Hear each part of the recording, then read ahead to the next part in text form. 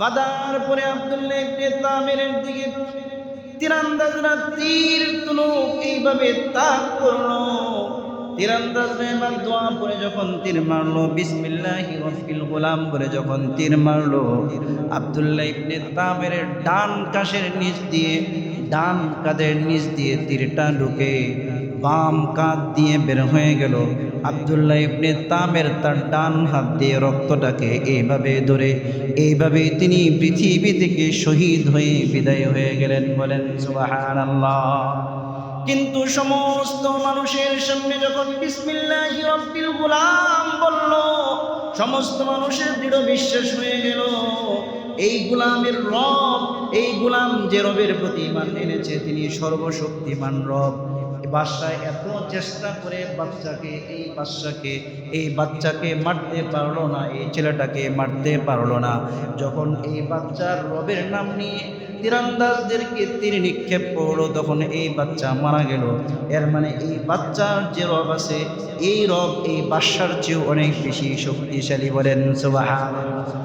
গোটা ময়দানের মধ্যে স্লোগান উঠে গেল, সবাই বলতে লাগলো আমান্না বিরব্বি হাযাল গোলাম, আমরা এই গোলাম, এই ছেলে আব্দুল্লাহ ইবনে তামিরের রবের উপর আমরা সবাই ঈমান আনলাম। বলেন সুবহানাল্লাহ।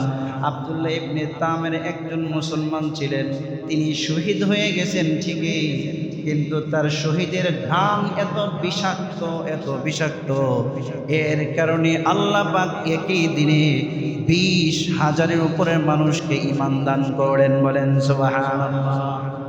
বাদশা দেখল অবস্থা বেগতিক, মারতে চেয়েছিলাম একজনকে, এখন তো তৈরি হয়ে গেছে আরো 20,000-এর উপরে।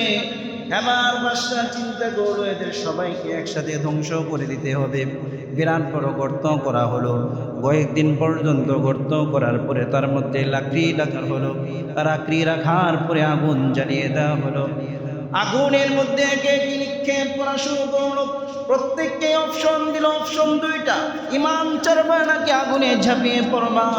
ঈমানদার ব্যক্তি নিজের জীবনের চেয়ে ঈমানকে বেশি, তার কাছে বেশি মূল্যবান, ঈমান ছাড়তে পারে না।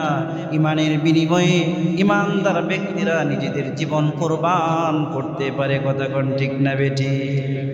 সমস্ত মুসলমানরা একে একে ঝাঁপ দিতে লাগলো। চতুর্পাশে কাফেররা বসেছিল, আনন্দ করতেছে। মুসলমানরা আগুনের মধ্যে পুড়ে মরতেছে আর চতুর্পাশে তারা আনন্দ করতেছে। হাদিস শরীফের মধ্যে এসেছে, বাহ্যিকভাবে যদিও এটা আগুন দেখা গিয়েছে, আল্লাহ প্রত্যেক মুমিনের জন্য এই আগুনটাকে ইব্রাহিম আলাইহিস সালামের জন্য যেমন জান্নাতের বাগান বানিয়ে দিয়েছিলেন, এমনিভাবে মুমিনদের জন্য আল্লাহ পাক এই অগ্নিকুণ্ডকে জান্নাতের বাগান বানিয়ে দিয়েছে। একজন মা দুধের শিশু তার কোলের মধ্যে দুধ খায়, মা তো সন্তানের জন্য জীবন দিতে পারে, কিন্তু সন্তানের বিন্দু পরিমাণ আঘাত মা কোনোদিন সহ্য করতে পারে না। বাবার চেয়েও মায়ের দরদ অনেক সন্তানের প্রতি অনেক বেশি। মা চিন্তা করলো আমি না হয় আগুনে ঝাঁপ দিব, কিন্তু আমার কলিজার টুকরা এই সন্তানটাকে কিভাবে নিয়ে ঝাঁপ দিব। এই মা ইতস্তত করতেছিল, হঠাৎ করে আল্লাহ পাক দুধের শিশুর জবান খুলে দিলেন। দুধের শিশু বলছে, ইয়া উম্মি ইসবিরি ইসবিরি ওয়ালা তাখাফি ওয়ালা তাহজানি ফাইন্নাকি আলাল হক। এই বাচ্চা বলছে, হে আমার মা, আপনি সবর করেন, টেনশন করেন না, আগুনে ঝাঁপ দেন, আপনি হকের উপর আছেন। বলেন সুবহানাল্লাহ। আপনি হকের উপর আছেন, আপনার কোন টেনশন, আপনি ঝাঁপ দেন। আপনি টেনশন করতেছেন কোন, যেটাকে আপনি আগুন দেখছেন এটা আগুন নয়, এটা জান্নাতের রাস্তা। বলেন সুবহানাল্লাহ।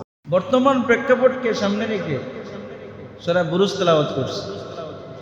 সূরা বুরুজ খুব গুরুত্বপূর্ণ একটি সূরা। এই সূরাটা মক্কি সূরা। এই সূরা আল্লাহ তাআলা মক্কার জীবনে নাজিল করেছেন কোন সময়? যে সময় গোটা মক্কা আল্লাহর রাসূল এবং সাহাবায়ে কেরামের উপর ঝাঁপিয়ে পড়ছে, নির্যাতনের স্টিম রোলার চলছে। বেলাল হাবশী রাদিয়াল্লাহু তাআলা আনহুকে শিকল দিয়া বেঁধে মরুভূমির উত্তপ্ত বালুর উপর সারাদিন শুয়ে রাখা হয়। আবার শুধু তাকে শুয়ে রাখানো হয় এরকম নয়, উপরে ভারী পাথর দেওয়া, এক ফোঁটা পানি পর্যন্ত দেওয়া হয় না। বেলালে হাফসি রাদিয়াল্লাহু তাআলা জিহ্বা বের হয়ে বালু চাটতে থাকে। কি চাটতে থাকে? বালু চাটতে থাকে। আর তার মনিব উমাইয়া বলতে থাকে, বেলাল ধর্ম ছাড়, তোকে আজাদও করে দিব, এই পরিমাণ ধনসম্পদের মালিক বানিয়ে দিব, সারা জীবন বাদশাহী করে চলতে পারবে। বেলাল হাফসি রাদিয়াল্লাহু তাআলা তার কথা একটা, আহাদ আহাদ, সব ত্যাগ করতে পারবো, আমি দ্বীন ইসলাম, আমি আমার মুহাম্মদ সাল্লাল্লাহু আলাইহি ওয়াসাল্লামের সঙ্গ ত্যাগ করতে পারবো না। বলেন সুবহান। আম্মার ইবনে ইয়াসির, ইসলামের প্রথম শহীদা সুমাইয়া রাদিয়াল্লাহু তাআলা আনহা, এরকম ভাবে খাব্বাব ইবনুল আরাত রাদিয়াল্লাহু তাআলা আনহু, চতুর্দিক থেকে মুসলমানদের উপর নির্যাতনের স্টিম রোখার জন্য চলছে। তখন আল্লাহ তাআলা কোরআনে কারীমের 85তম সূরা সূরাতুল বুরুজ নাজিল করেছে। সূরাতুল বুরুজে আল্লাহ তাআলা এক দুইটা নয়, 4টা কসম খেয়েছেন। বলেন সুবহান। কয়টা কসম? মানুষ মানুষের কাছে কসম খায় কথাকে গুরুত্ব বোঝানোর জন্য, যে ভাই কসম করে বলতেছে, আমার কথাটা বিশ্বাস করে, কি বলেন, এরকম কসম খায় না? তো আল্লাহ তাআলা সূরাতুল বুরুজে 4টা কসম খেয়ে একটি ঘটনা তিনি বর্ণনা করেছেন, মুসলমানদেরকে সান্ত্বনা দেওয়ার জন্য আর জালেমদেরকে সতর্ক করার জন্য। বলেন সুবহান। সূরাতুল বুরুজে আল্লাহ তাআলা সর্বপ্রথম কসম খেয়েছেন। আল্লাহ রাব্বুল আলামিন বলেন, ওয়াস-সামাঈ যাতিল বুরুজ। আল্লাহ রাব্বুল আলামিন বলেন, আসমানের কসম। কই কেমন আসমান? যে আসমান নক্ষত্র বিশিষ্ট আসমানের কসম। বুরুজুন শব্দটি বারজুনের বহুবচন, বুরজুনের বহুবচন। এর অর্থ অনেকগুলো হতে পারে। মুফাসসিরিনে কেরাম বলেন, আল্লাহ তাআলা নক্ষত্র রাজির কসম খেয়েছেন। আবার কেউ কেউ বলেন বড় বড় প্রাসাদের কসম খেয়েছেন। প্রথম আসমান, দ্বিতীয় আসমান, তৃতীয় আসমান, আসমানের বিভিন্ন পাহারায় নিয়োজিত যে ফেরেশতারা আছে, তাদের বড় বড় প্রাসাদ আছে, প্রাসাদগুলোর কসম খেয়েছেন। আবার কেউ কেউ বলেন আমাদের যে সূর্য এবং চন্দ্র আছে, সূর্য 12টি লেন আছে, তার 12টি হাইওয়ে আছে। এই হাইওয়ে দিয়ে প্রতিদিন সূর্য সকাল থেকে সন্ধ্যা, সন্ধ্যা থেকে সকাল, সূর্যটা তার কক্ষপথগুলো ঘুরে। এইভাবে 30 দিন ঘোরার পরে 1 মাস শেষ হয়ে যায়। বলেন সুবহানাল্লাহ। মুফাসসিরিনে কেরাম বলেন, আল্লাহ রাব্বুল আলামিন নক্ষত্র বিশিষ্ট আসমানের কসম খেয়েছেন। ওয়াল ইয়াউমিল মাউউদ, প্রতিশ্রুত দিবস, হাসরের ময়দান, বিচার দিবসের তিনি কসম খেয়েছেন। ওয়া শাহিদিন ওয়া মাশহুদ, শাহিদ মানে হচ্ছে দ্রষ্টা, আর মাশহুদ মানে হচ্ছে দৃষ্টি। শাহিদ দ্বারা আল্লাহ রাব্বুল আলামিন আরাফাতের ময়দানের কসম খেয়েছেন, আর মাশহুদ দ্বারা আল্লাহ রাব্বুল আলামিন জুমার দিনের কসম খেয়েছেন। বলেন সুবহানাল্লাহ। জুমার দিনে সবচেয়ে বেশি মুসল্লি হয়। আল্লাহ তাআলা জুমার দিনের গুরুত্ব বুঝাতে গিয়ে জুমার দিনের কসম খেয়েছেন। হজ্জের মৌসুমে সবচেয়ে গুরুত্বপূর্ণ দিন হচ্ছে 9 জিলহজ, আরাফার ময়দান। আরাফার ময়দানে বিশ্ব থেকে যত হাজী সাহেবগণ যান, সবাই একসাথে আরাফার ময়দানে উপস্থিত থাকেন। বলেন সুবহানাল্লাহ। আরাফার ময়দানের কসম খেয়েছেন, জুমার দিনের কসম খেয়েছেন, হাসরের ময়দানের কসম খেয়েছেন, নক্ষত্র বিশিষ্ট আসমানের কসম খেয়ে তিনি বলছেন, কুতিলা আসহাবুল উখদুদ। আল্লাহ তাআলা বলেন কুতিলা, কুতিলা ফার্স্ট টেন্স আল্লাহ তাআলা ব্যবহার করেছেন। অতীতকালের ক্রিয়া আল্লাহ তাআলা ব্যবহার করেছেন। ধ্বংস হয়ে গেছে, ধ্বংস হয়ে গিয়েছে, এমন না ধ্বংস হবে, ধ্বংস হয়ে গিয়েছে। আসহাব অধিবাসীরা, উখদুদ গর্তের অধিবাসী। কিসের গর্ত? আন-নারি যাতিল ওয়াকুদ, যে গর্তটি ছিল অগ্নি দ্বারা পরিপূর্ণ। আগুন দ্বারা পরিপূর্ণ গর্তের অধিবাসী যারা ছিল তারা ধ্বংস হয়ে গেছে। কয় কেন?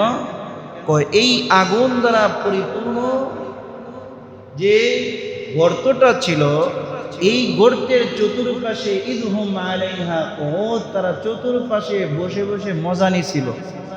কিসের কারণে বসে বসে তারা কি দৃশ্য দেখছিল? কয় তারা দৃশ্য দেখছিল ওয়াহুম আলা মা ইয়াফআলুনা বিল মুমিনিনা শুহুদ। সেদিন সেই গর্তের মধ্যে হাজার হাজার মুমিনদেরকে নিক্ষেপ করে মুমিনদেরকে আগুনে পোড়ানোর যে এক শয়তানি, তাদের যে এক চরিতার্থ, এক শয়তানি যে তাদের মনের প্রশান্তি, এই প্রশান্তি আনন্দ উল্লাস তারা করছিল। কারণ কি?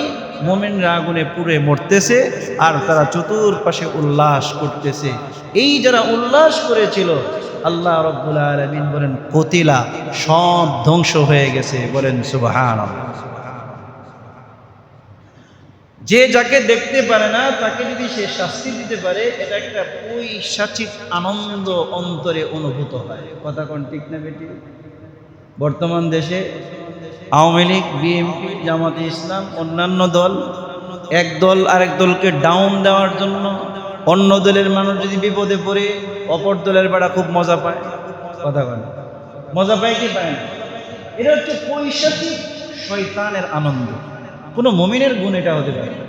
অপর ভাই কোনো কষ্টে পড়বে, বিনা অপরাধে সে কোনো ধরনের কষ্ট সহ্য করবে, আর অপর মুসলমান সে যে দল, সে বর্ণের, সে যে দেশেরই হোক, সে আনন্দ পাবে। এটা কোনো মুসলমানের বৈশিষ্ট্য হতে পারে? কথা বলেন হতে পারে? হতে পারে। তো আল্লাহ রাব্বুল আলামিন বলছেন এরা ধ্বংস হয়ে গেছে। এই যে মুসলমানদেরকে, মুমিনদেরকে যে গর্তের মধ্যে পোড়ানো হয়েছে, মুসলমানরা কি দেশে জঙ্গিবাদ, সন্ত্রাসবাদ, জায়গা দখল, অন্যের হক নষ্ট করা এগুলো করেছিল? না, এরা এগুলো করে নাই। কি করছে? আল্লাহ তাআলা নিজেই বলতেছে ওয়ামা নাকামু মিনহুম, এদের সাথে শত্রুতা পোষণ করেছে, একমাত্র তাদেরকে মেরেছে। কারণ কি? আইয়ুমিনু বিল্লাহ, তারা একটা মাত্র অপরাধ, তারা আল্লাহর প্রতি ঈমান এনেছে। বলেন সুবহানাল্লাহ। আর কোনো অপরাধ নেই, অপরাধ একটাই, আল্লাহর প্রতি ঈমান এনেছে। কেমন আল্লাহ? আল আজিজ, যিনি মহা পরাক্রমশালী, আল হামিদ, যিনি নিজেই প্রশংসিত। গোটা পৃথিবীর মানুষ যদি আল্লাহর দুর্নাম করে, আল্লাহর কিচ্ছু যায়ও না আসেও না। কথা কোন ঠিক না বেটি? গোটা পৃথিবীর মানুষ যদি আল্লাহর সুনাম করে, আল্লাহর মান মর্যাদার বিন্দু পরিমাণ বালুকণের পরমাণু বাড়বে না। আল্লাহ যেমন আছেন তেমনই থাকবেন। বলেন সুবহান।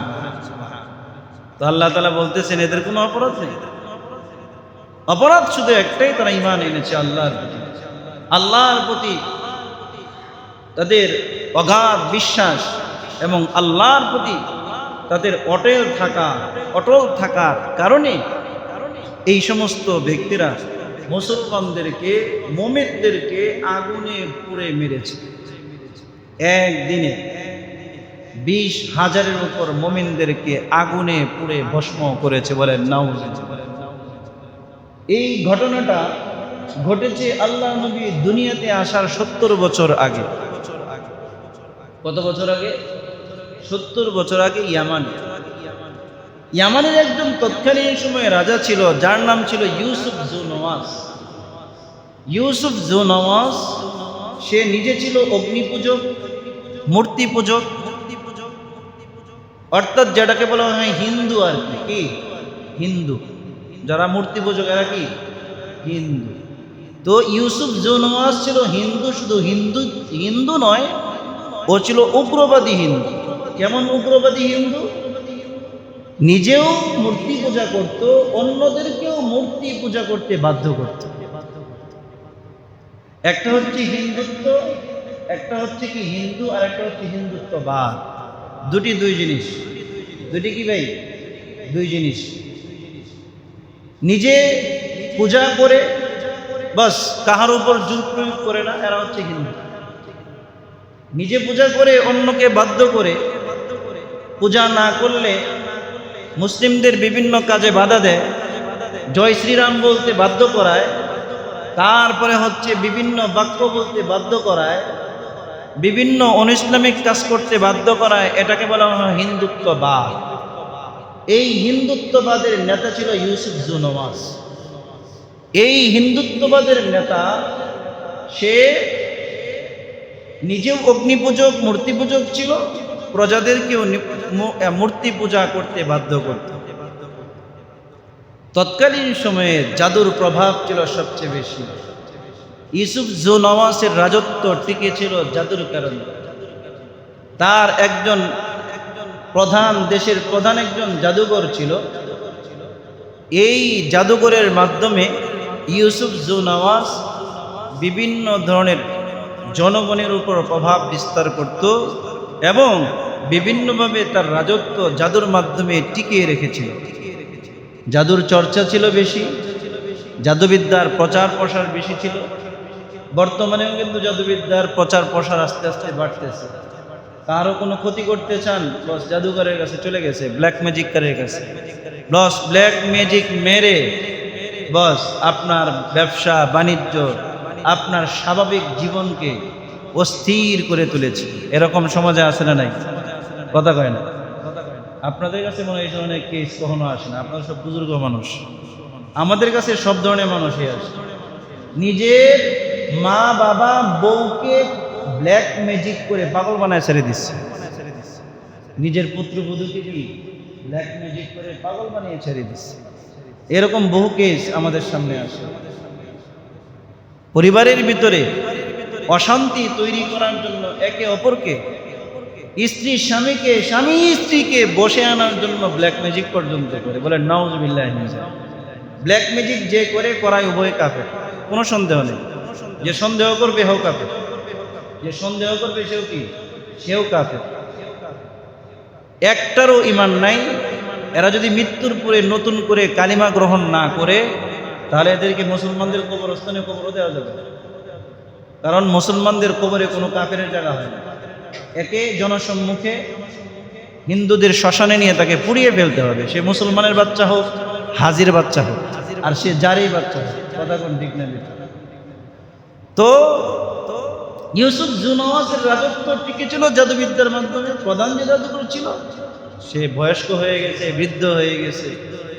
এখন বলতেছে, রাজা আমার তো সময় শেষের দিকে, তা আমার উত্তরাধিকারী তো একজন রেখে যাওয়ার দরকার যে আপনার কাজে আসবে। গোটা দেশ থেকে আপনি একজন ট্যালেন্টফুল, মেধাবী একজন তরুণকে আমার কাছে দেন, যাকে আমার স্থলাভিষিক্ত করব, আমি আমার জাদুবিদ্যা তাকে শিখিয়ে যাব। গোটা দেশের মধ্যে বিভিন্নভাবে মেধার প্রতিযোগিতা শুরু হয়েছে। সমস্ত মেধাবীদেরকে ডিঙ্গিয়ে নাম্বার 1 হয়েছে একটা ছেলে। সেই ছেলেটার নাম হচ্ছে আব্দুল্লাহ ইবনে তামের। কি নাম? আব্দুল্লাহ ইবনে তামের। আব্দুল্লাহ ইবনে তামেরকে বাদশা জু নওয়াজ ডেকে বলল, আব্দুল্লাহ ইবনে তামের, তোমার খরচ, তোমার পরিবারের খরচ, সমস্ত দায়িত্ব আমার। তোমার একমাত্র কাজ হচ্ছে প্রতিদিন বাড়ি থেকে ওই জাদুঘরের বাড়িতে যাইবা, ক্লাস করে আবার বাড়িতে চলে আসবে। তুমি জাদুবিদ্যা পরিপূর্ণরূপে শিখবা। সে যা যা বলে, যেভাবে বলে তুমি সব কিছু গ্রহণ করো। আব্দুল্লাহ ইবনে তামের প্রতিদিন সকালবেলায় বাড়ি থেকে বের হয়, জাদুঘরের বাড়িতে যায়। এই তার বাড়ি এবং জাদুঘরের বাড়ির মাঝখানে খ্রিস্টানদের একজন ইনজিলের আলেম ছিলেন, পাদ্রী ছিলেন। রাস্তার পাশে তার একটা খানকা ছিল, ঘর ছিল। এই ঘরের মধ্যে তিনি মানুষদেরকে তালিম দিতেন, বয়ান করতেন। আব্দুল্লাহ ইবনে তামির প্রতিদিন এটার পাশ দিয়ে, রাস্তা দিয়ে যায় আর দেখে অনেক মানুষ বসে বসে কি জানি শুনে। ছোট্ট মানুষ, তার মনে একদিন কৌতূহল জাগলো। সেও গিয়ে সে রাহেব, সে পাদ্রীর দরবারে বসলো। বসার পরে পাদ্রীর কথা শুনে তার মনের মধ্যে একটা প্রশান্তি সে অনুভব করলো। বলেন সুবহান। মাছ যেমন পানিতে শান্তি পায়, মানুষও ইসলামী একমাত্র শান্তি।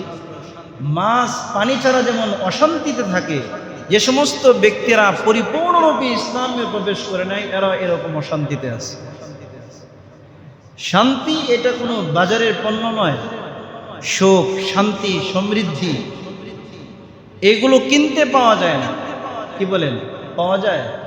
এগুলো কেনার জিনিস না, ক্রয় বিক্রয়ের জিনিস নয়।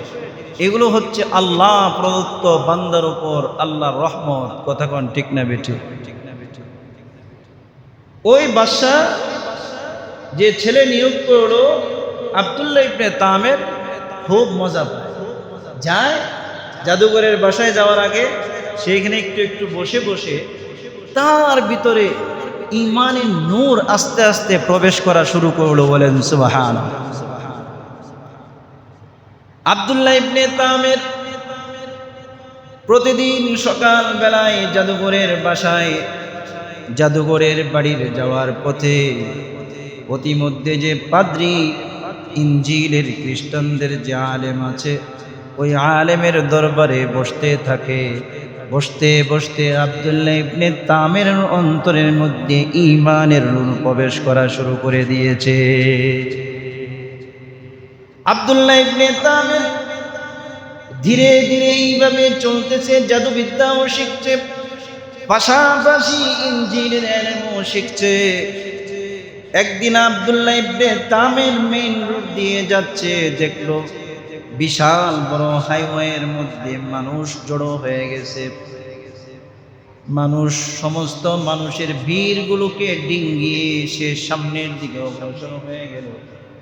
অগ্রসর হয়ে দেখলো হাজার হাজার মানুষ রাস্তার মাঝখানে দাঁড়িয়ে আছে। রাস্তার মাঝখানে বিরাট বড় একটা সিংহ দাঁড়িয়ে রয়েছে। ওই সিংহের ভয়ে রাস্তার এই পারের মানুষ ওই পারে যেতে পারে না, ওই পারের মানুষ এই পারে আসতে পারে না।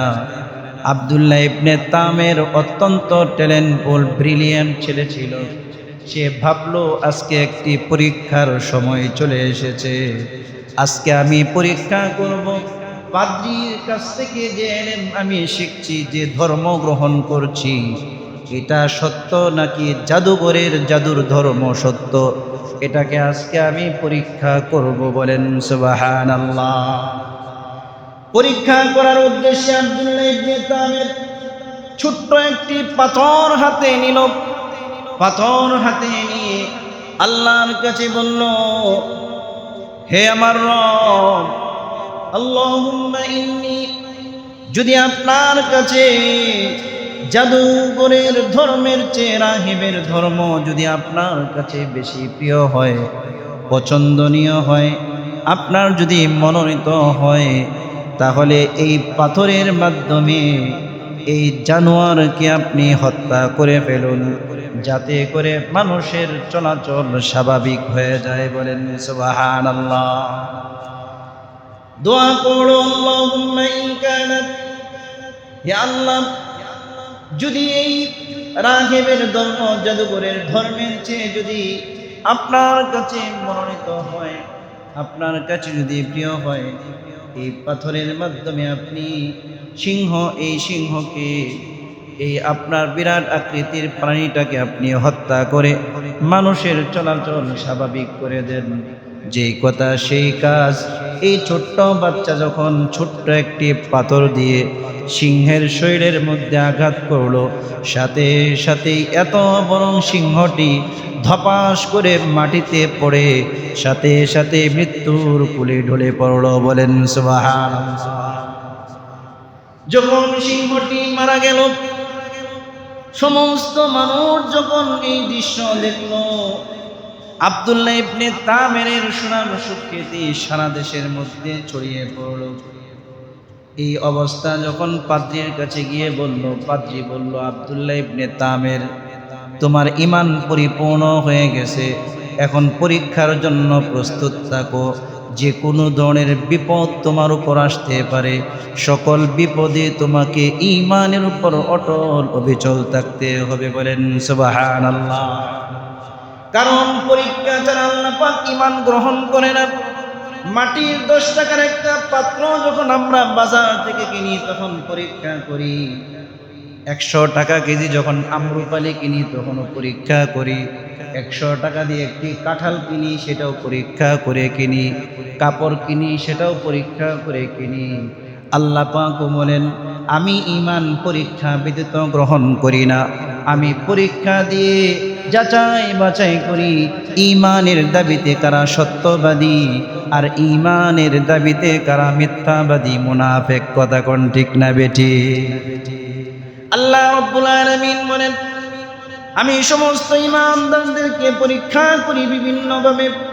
আব্দুল্লাহ ইবনে তামিরকে তার যে পাদ্রী ছিল বলল, আব্দুল্লাহ ইবনে তামির পরীক্ষার জন্য প্রস্তুতি গ্রহণ করো, তবে তোমার উপর যখন বিপদ আপদ আসবে, তোমাকে রিমান্ডে নেওয়া হবে, গুম করে দেওয়া হবে, তখন কিন্তু তুমি আমার নাম বলো না। কারণ যদি আমার নাম বলো তাহলে ইসলামের প্রচার প্রসার একেবারেই থেমে যাবে। আব্দুল্লাহ ইবনে তামির বলল, ঠিক আছে, আপনার নাম আমি কখনো প্রকাশ করব না। বলেন সুবহানাল্লাহ। আব্দুল্লাহ ইবনে তামির বাড়িতে চলে আসলো।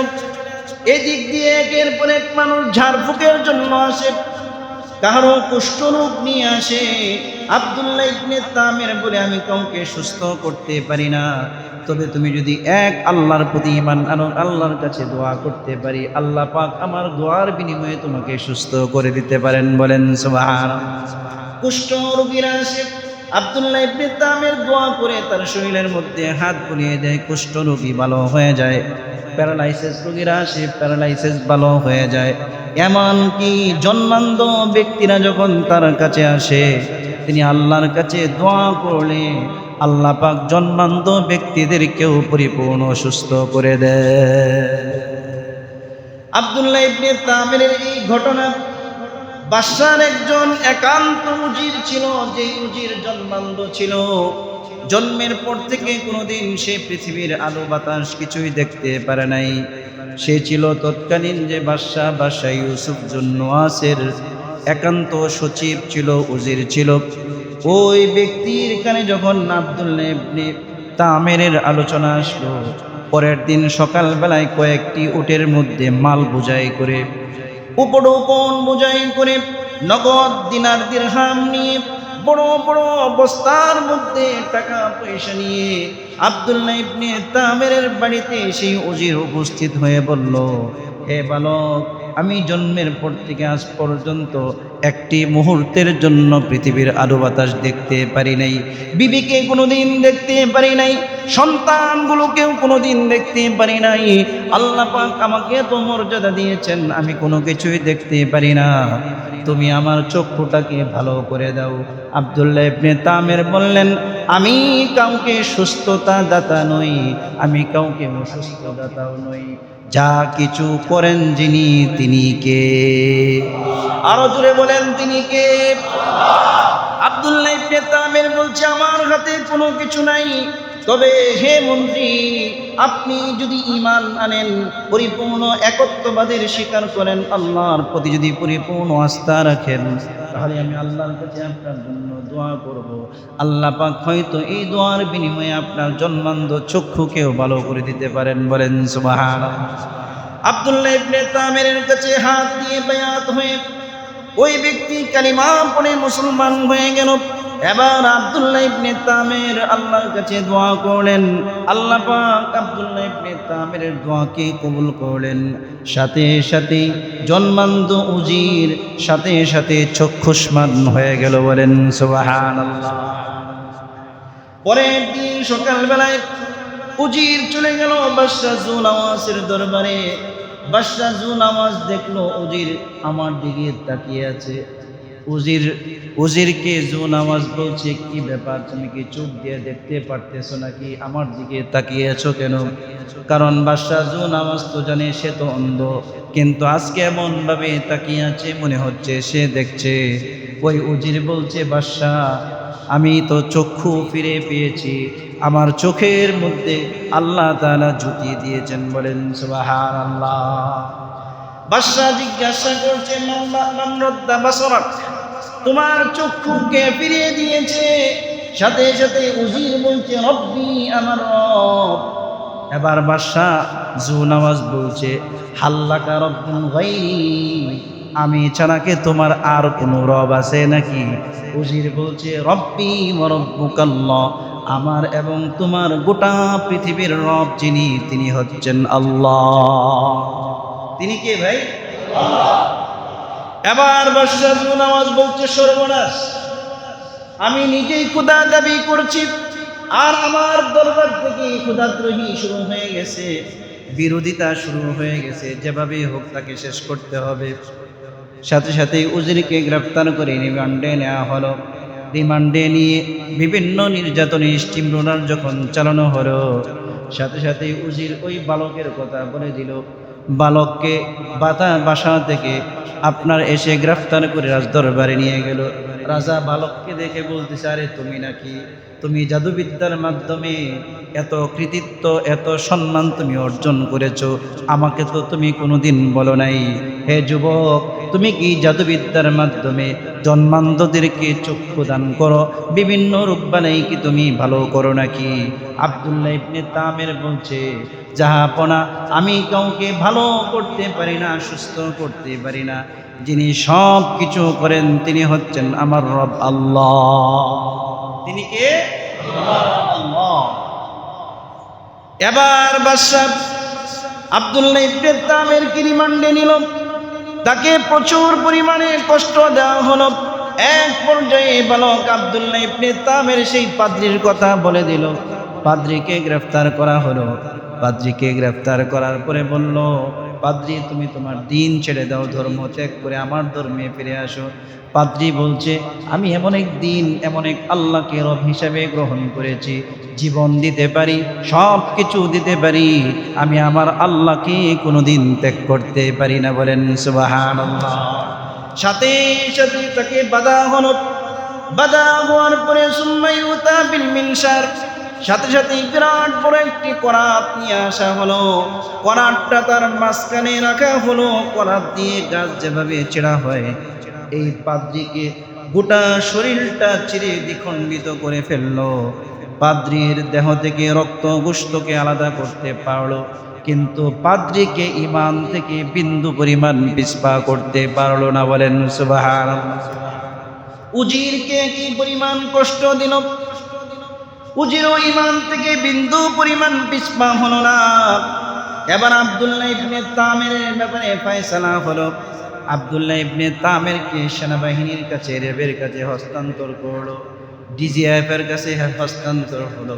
হস্তান্তর করে বলল, পাহাড়ের চূড়ায় নিয়ে যাবে, পাহাড়ের চূড়ায় নিয়ে গিয়ে তাকে ধাক্কা মেরে ফেলে দিবে। সে যদি তার ধর্ম ত্যাগ না করে, তাহলে পাহাড় থেকে ফেলে দিয়ে তাকে হত্যা করে ফেলবে। এরকম সেনাবাহিনীগুলো তাকে পাহাড়ের চূড়ায় নিয়ে গেল। নিয়ে যাওয়ার পরে আব্দুল্লাহ ইবনে তামির আল্লাহর কাছে দোয়া করেন, আল্লাহুম্মা কফিনিহুম বিমা শিতা, আল্লাহ আপনি এই জালেমদের জুলুম থেকে, শত্রুর শত্রুতা থেকে আমাদেরকে বাঁচান। বলেন সুবহানাল্লাহ। আল্লাহ পাক দোয়া কবুল করলেন। সাথে সাথে ভূমিধস শুরু হয়ে গেল। ভূমিকম্পের কারণে পুরা পাহাড় এইরকম ভাবে নড়াচড়া শুরু করলো। সেনাবাহিনীর সমস্ত সদস্যরা পাহাড় থেকে পড়ে তারা সবাই মৃত্যুর কোলে ঢুলে পড়ল।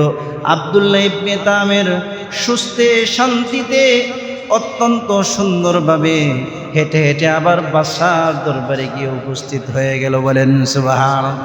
বাদশা দেখে বলছে, কি ব্যাপার, তুমি এখানে কিভাবে?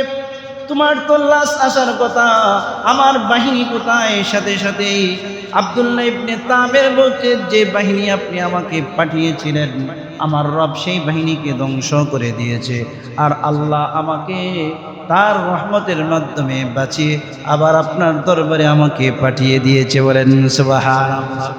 এবার তিনি নৌবাহিনীকে বললেন, হে সৈন্যরা, এদিকে আসো। আব্দুল্লাহ ইবনে তামিরকে সমুদ্রের মাঝখানে নিয়ে যাবে। সমুদ্রের মাঝখানে নিয়ে নৌকা থেকে জাহাজ থেকে তাকে ফেলে দিবে। বড় বড় হাঙ্গর মাছগুলো আব্দুল্লাহ ইবনে তামিরকে খেয়ে শেষ করে দিবে। আমার শত্রু থেকে আমি মুক্ত হয়ে যাবে, আমার কোনো টেনশন থাকবে না। কারণ আমার তিনজন শত্রু, পাদ্রী আর উজির আর আব্দুল্লাহ ইবনে তামির। পাদ্রীকে মেরে ফেলেছি, উজিরকেও মেরে ফেলেছি। এখন আব্দুল্লাহ ইবনে তামিরকে যদি মারতে পারি তাহলে আমি পুরাপুরি একদম টেনশন মুক্ত হয়ে যাব। বলেন নাউজুবিল্লাহ। সৈন্যবাহিনী আবার তাকে নিয়ে বুটে করে, তাকে নৌকায় করে সমুদ্রের মাঝখানে নিয়ে গেল। মাঝখানে নিয়ে গিয়ে তাকে নিক্ষেপ করবে, তাকে ধাক্কা দিয়ে ফেলে দিবে। এমত অবস্থায় সে আল্লাহর কাছে দোয়া করলো, আল্লাহুম্মা কফিনাহুম বিমা শিতা। আল্লাহ এই সমস্ত শত্রুদের শত্রুতা থেকে আমাকে হেফাজত করেন। সাথে সাথে সমুদ্রের মধ্যে ঝড় শুরু হয়ে গেল, জলোচ্ছ্বাস শুরু হয়ে গেল, নৌকা উল্টে গেল, সমস্ত নৌবাহিনীর সদস্যরা মারা গেল। আর আব্দুল্লাহ ইবনে তামির সমুদ্রের পানির উপর দিয়ে শান্তিতে নিরাপত্তায় হেঁটে হেঁটে রাজ দরবারে এসে আবার উপস্থিত হয়ে গেল। আরো জোরে বলেন না সুবহানাল্লাহ। আব্দুল্লাহ ইবনে তামিরকে যখন দেখলেন, বলল, আমার বাহিনী কোথায়?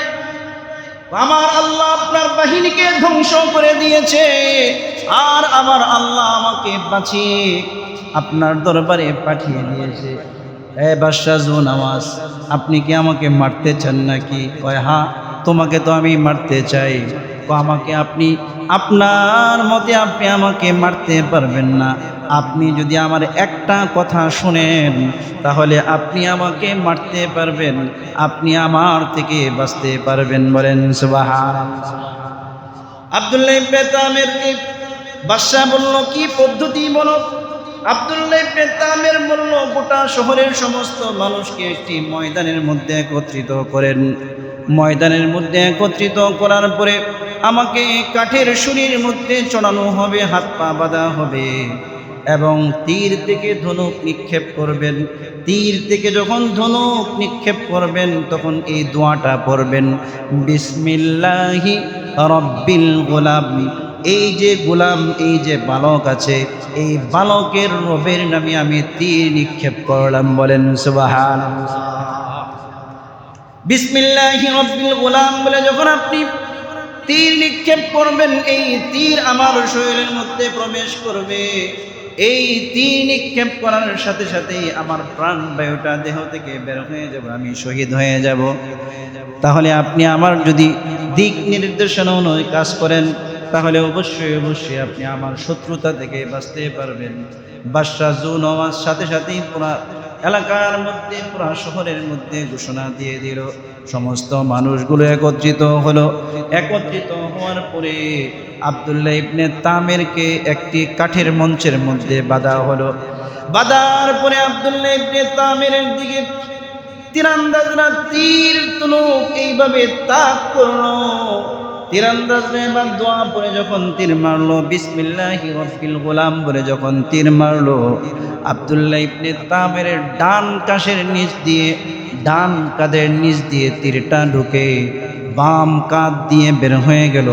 আব্দুল্লাহ ইবনে তামির তার ডান হাত দিয়ে রক্তটাকে এইভাবে ধরে এইভাবে তিনি পৃথিবী থেকে শহীদ হয়ে বিদায় হয়ে গেলেন। বলেন সুবহানাল্লাহ। কিন্তু সমস্ত মানুষের সামনে যখন বিসমিল্লাহি রাব্বিল গোলাম বলল, সমস্ত মানুষের দৃঢ় বিশ্বাস হয়ে গেল এই গোলামের রব, এই গোলাম যে রবের প্রতি ঈমান এনেছে তিনি সর্বশক্তিমান রব। বাদশা এত চেষ্টা করে এই বাচ্চাকে মারতে পারলো না, এই ছেলেটাকে মারতে পারলো না। যখন এই বাচ্চার রবের নাম নিয়ে তীরন্দাজদেরকে তীর নিক্ষেপ করলো তখন এই বাচ্চা মারা গেল। এর মানে এই বাচ্চার যে রব আছে, এই রব এই বাদশার চেয়েও অনেক বেশি শক্তিশালী। বলেন সুবহানাল্লাহ। গোটা ময়দানের মধ্যে স্লোগান উঠে গেল, সবাই বলতে লাগলো, আমান্না বিরব্বি হাদাল গোলাম। আমরা এই গোলাম, এই ছেলে আব্দুল্লাহ ইবনে তামিরের রবের উপর আমরা সবাই ঈমান আনলাম। বলেন সুবহানাল্লাহ। আব্দুল্লাহ ইবনে তামির একজন মুসলমান ছিলেন, তিনি শহীদ হয়ে গেছেন ঠিকই, কিন্তু তার শহীদের ঘাম এত বিষাক্ত, এত বিষাক্ত, এর কারণে আল্লাহ পাক একই দিনে 20,000-এর উপরে মানুষকে ঈমান দান করেন। বলেন সুবহানাল্লাহ। বাদশা দেখলো অবস্থা বেগতিক, মারতে চেয়েছিলাম একজনকে, এখন তো তৈরি হয়ে গেছে আরো 20,000-এর উপরে। এবার বাদশা চিন্তা করলো এদের সবাইকে একসাথে ধ্বংস করে দিতে হবে। বিরাট বড় গর্ত করা হলো। কয়েকদিন পর্যন্ত গর্ত করার পরে তার মধ্যে লাকড়ি রাখা হলো। লাকড়ি রাখার পরে আগুন জ্বালিয়ে দেওয়া হলো। আগুনের মধ্যে একে একে নিক্ষেপ করা শুরু করলো। প্রত্যেককে অপশন দিল, অপশন 2টা। ঈমান ছাড়বা নাকি আগুনে ঝাঁপিয়ে পড়বা? ঈমানদার ব্যক্তি নিজের জীবনের চেয়ে ঈমানকে বেশি, তার কাছে বেশি মূল্যবান। ঈমান ছাড়তে পারে না। ঈমানের বিনিময়ে ঈমানদার ব্যক্তিরা নিজেদের জীবন কোরবান করতে পারে। কথা কোন ঠিক না বেটি? সমস্ত মুসলমানরা একে একে ঝাঁপ দিতে লাগলো। চতুর্পাশে কাফেররা বসেছিল, আনন্দ করতেছে। মুসলমানরা আগুনের মধ্যে পুড়ে মরতেছে আর চতুর্পাশে তারা আনন্দ করতেছে। হাদিস শরীফের মধ্যে এসেছে, বাহ্যিকভাবে যদিও এটা আগুন দেখা গিয়েছে, আল্লাহ প্রত্যেক মুমিনের জন্য এই আগুনটাকে ইব্রাহিম আলাইহিস সালামের জন্য যেমন জান্নাতের বাগান বানিয়ে দিয়েছিলেন, এমনিভাবে মুমিনদের জন্য আল্লাহ পাক এই অগ্নিকুণ্ডকে জান্নাতের বাগান বানিয়ে দিয়েছে। একজন মা দুধের শিশু তার কোলের মধ্যে দুধ খায়। মা তো সন্তানের জন্য জীবন দিতে পারে, কিন্তু সন্তানের বিন্দু পরিমাণ আঘাত মা কোনোদিন সহ্য করতে পারে না। বাবার চেয়েও মায়ের দরদ অনেক সন্তানের প্রতি অনেক বেশি। মা চিন্তা করলো, আমি না হয় আগুনে ঝাঁপ দিব, কিন্তু আমার কলিজার টুকরা এই সন্তানটাকে কিভাবে নিয়ে ঝাঁপ দিব? এই মা ইতস্তত বোধ করতেছিল। হঠাৎ করে আল্লাহ পাক দুধের শিশুর জবান খুলে দিলেন। দুধের শিশু বলছে, ইয়া উম্মি ইসবিরি ইসবিরি ওয়ালা তাখাফি ওয়ালা তাহজানি ফাইন্নাকি আলাল হক। এই বাচ্চা বলছে, হে আমার মা, আপনি সবর করেন, টেনশন করেন না, আগুনে ঝাঁপ দেন, আপনি হকের উপর আছেন। বলেন সুবহানাল্লাহ। আপনি হকের উপর আছেন, আপনার কোন টেনশন, আপনি ঝাঁপ দেন। আপনি টেনশন করতেছেন কোন, যেটাকে আপনি আগুন দেখছেন এটা আগুন নয়, এটা জান্নাতের রাস্তা। বলেন সুবহানাল্লাহ।